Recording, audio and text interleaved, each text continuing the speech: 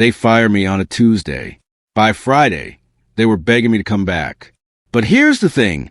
I didn't come back as an employee.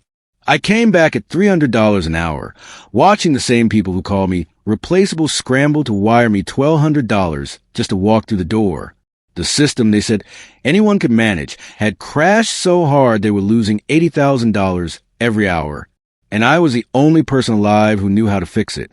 This is a story of how I went from invisible IT guy to the most expensive consultant they ever hired in less than a week.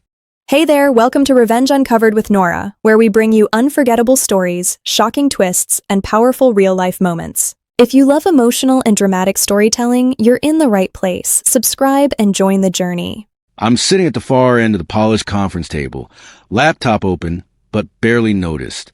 The budget meeting drones on, numbers, projections, cost-cutting measures. I've been at Brightwave Logistics for 7 years, keeping every system running smoothly. But in rooms like this, I'm basically furniture.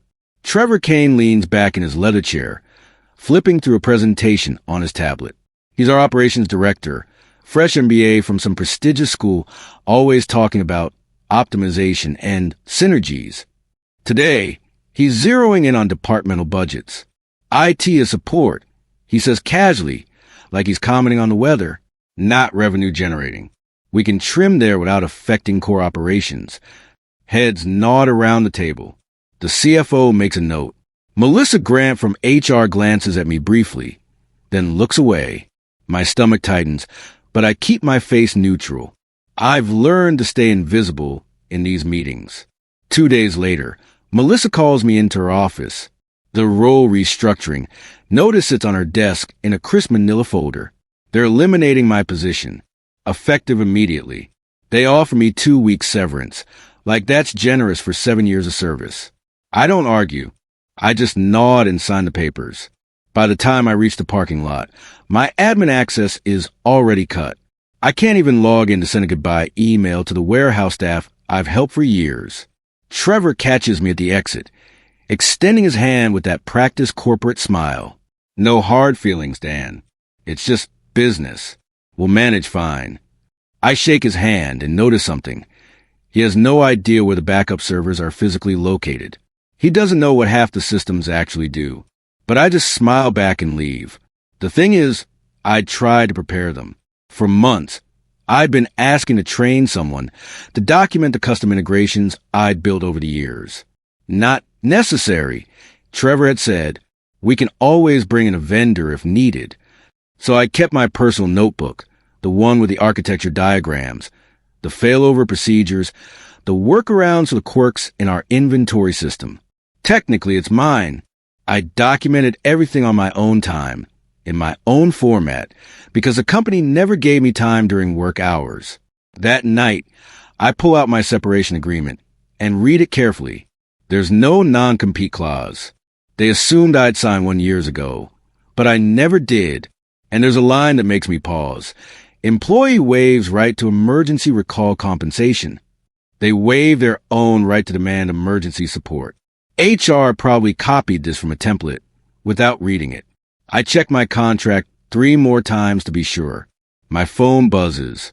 Unknown number. I let it go to voicemail. When I check later, it's one of the junior IT guys. Hey, Dan, quick question about the server cluster configuration. I delete it. I'm not an employee anymore. Monday morning, 7:43 a.m. I'm at a coffee shop 2 blocks from my apartment when my phone lights up again. This time it's 3 calls in a row. I silence it and open my laptop to browse job listings. At Brightwave, the inventory system freezes mid-morning. The warehouse scanners go offline. Shipping grinds to a halt. 42 trucks sit in the loading bay with nowhere to go because the system can't generate shipping manifests. I find out about this later from Marcus, one of the warehouse supervisors who texts me, "Dude, everything's down." They're freaking out. The IT junior, Kevin, stares at the error messages on his screen. He's 23, eager, smart enough, but I was never given time to properly train him. He tries to restart the servers. Nothing. He looks for the failover trigger I built into the system. He can't find it, because I'm the only one who knew where it was. Emergency meeting in the conference room. Trevor paces. The CFO pulls up real-time loss calculations. Melissa fidgets with her pen. Kevin explains helplessly, I don't have admin clearance for the core systems. Dan was the only one authorized for that level. What about backups? The CFO demands. Kevin's face goes pale. I don't know the restore procedure for the custom integration. It's not in the standard documentation. Because there is no standard documentation, I'd offer to create it multiple times. But documentation wasn't a priority compared to daily firefighting. Trevor's jaw tightens.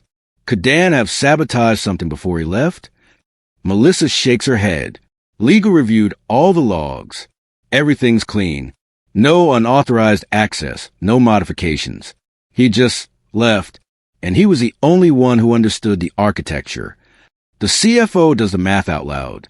We're losing approximately $80,000 per hour in delayed shipments, idle warehouse staff, and potential contract penalties. Silence fills the room. My phone rings again. This time it's Melissa. I almost don't answer, but curiosity wins. Dan, hi.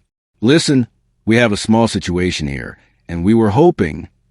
I'm no longer an employee. I say calmly, sipping my coffee. Yes, I understand that, but we're experiencing some technical difficulties, and we thought maybe you could.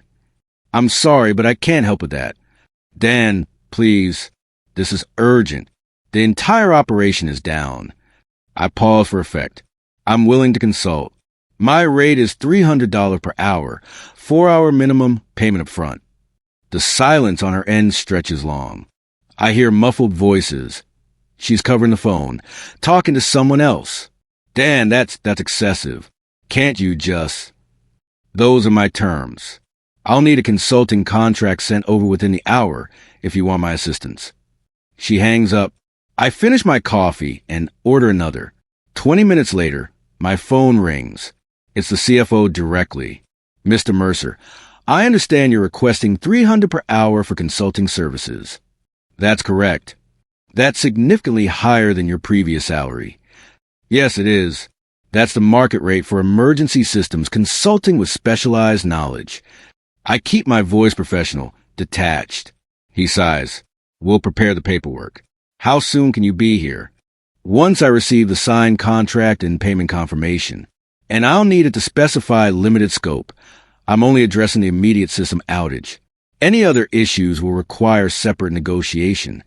Fine. Melissa will send it over. I wait. While I do, I check LinkedIn. 3 external IT vendors have already declined Brightwave's emergency requests. None of them understand the custom integration I built between the inventory system, the shipping platform, and the warehouse scanners. A standard migration would take weeks. They don't have weeks. According to Marcus's text, payroll processing is now affected too. The system that generates timesheets for hourly workers runs through the same infrastructure. The contract arrives in my email. I read every line carefully, then redline it.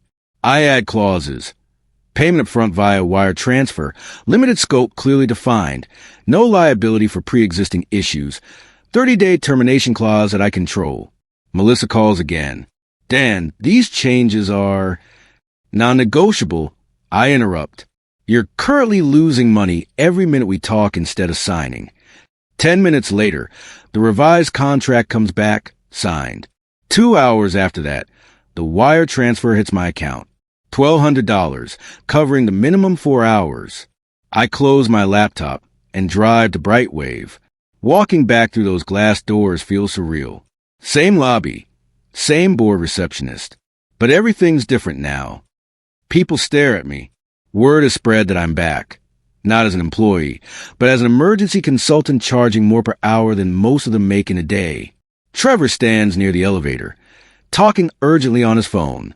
When he sees me, he abruptly ends the call. We make eye contact. He looks away first. I sign in at the visitor desk and head upstairs. Kevin meets me in the server room, relief washing over his face. Dan, thank God. I tried everything.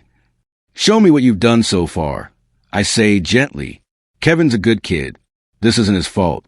He walks me through the restart attempts the error logs he's pulled. I nod along, already diagnosing problem in my head. It's exactly what I expected. The automated failover sequence I designed hit a specific condition that requires manual override. But the override command isn't documented anywhere except my personal notebook. I pull out my laptop, log in with the emergency credentials. I know they haven't changed, and navigate to the system's backend. 17 minutes after entering the building, I type in the override sequence. The servers hum back to life. The inventory system flickers on. Down in the warehouse, scanners beep as they reconnect to the network. Marcus texts me, "Dude, you're a legend." I don't smile.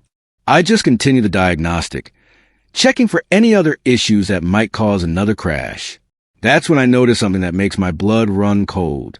While reviewing the system logs, I see evidence of multiple attempted unauthorized access points from external IPs.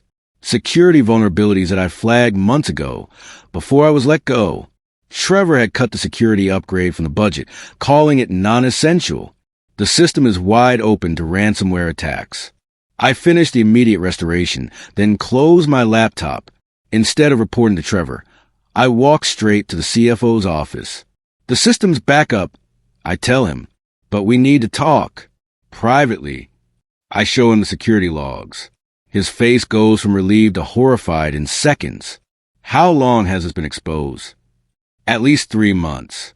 I submitted a proposal to patch it. It was denied due to budget constraints. He leans back in his chair, processing. Who denied it? Operations.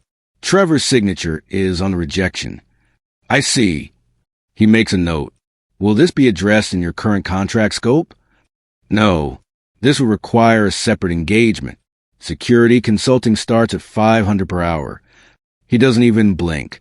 Send me a proposal. By end of day, I've invoiced for 6 hours instead of 4. The extra time spent on the security assessment. The payment processes immediately. As I'm packing up, Melissa approaches cautiously. Dan, that was incredible work today. We'd like to discuss bringing you back on staff. With a significant raise, of course. I zip my laptop bag. I prefer consulting. But surely the stability of a full-time position. I'm not interested. Thank you. She blinks, clearly not expecting such a flat rejection. Can I ask why? Because 3 days ago, this company told me my work wasn't valuable enough to keep me. Now you paid me more in 6 hours than I used to make in a week. The market has spoken. I leave her standing there and walk out. Over the next 2 weeks, I receive 4 more emergency calls from Brightwave. Each time, my rate increases. They pay it every time because they have no choice. The second outage happens on a Friday evening, smaller than the first, but still critical. They need me to remote in. Weekend emergency rate, $600 per hour.